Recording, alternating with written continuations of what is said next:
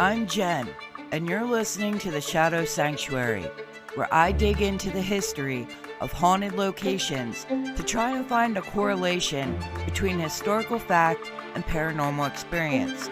Is there a reason for the haunting? Why does energy stay? Keep listening to find out more. Welcome to the Shadow Sanctuary. I'm your host, Jen, and tonight I'm going to tell you about Fort Knox Historical Site in Prospect, Maine. Maine is special to me. I have family there, and I hope to be able to one day relocate there. So to be able to do this episode is pretty awesome. So let's get into it.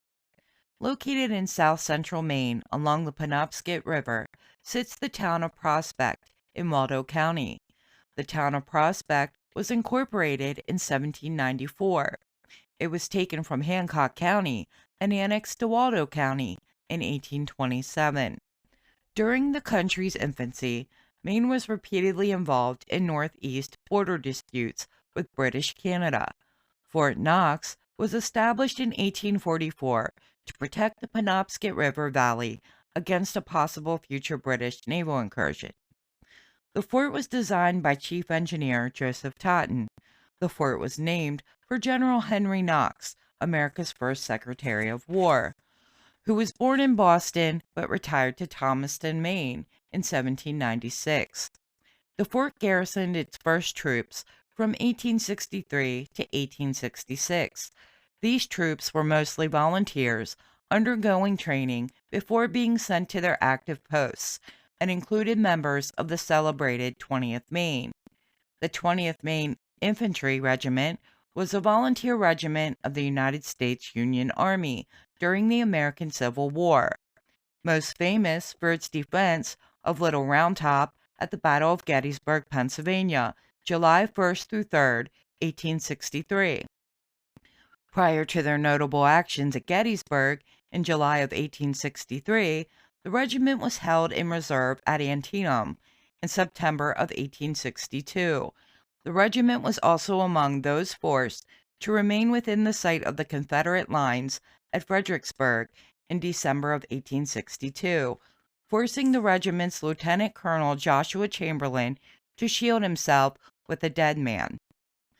Out of the 1,621 enrolled soldiers assigned to the regiment, 147 were killed in battle or died from wounds. 381 were wounded, 146 died of disease, and 15 ended up in Confederate prisons. Troops were also briefly stationed at Fort Knox during the Spanish-American War in 1898, but never saw military action.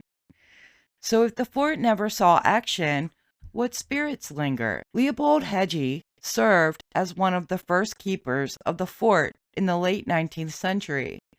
In July of 1900, a passing ship noticed the fort's flag not flying and sent for a wellness check on the keeper. Leopold was found deathly ill and died July 17th of 1900. He is said to still make his rounds, closing and locking doors. He can also be heard walking around, and his pipe tobacco can still be smelled. A story dated 1844 tells the story of a fort builder. In the middle of the day, one of the workers took a cigar break, sitting on a barrel. The barrel was full of gunpowder. When the worker went to put his cigar out on the barrel, it exploded, killing him instantly.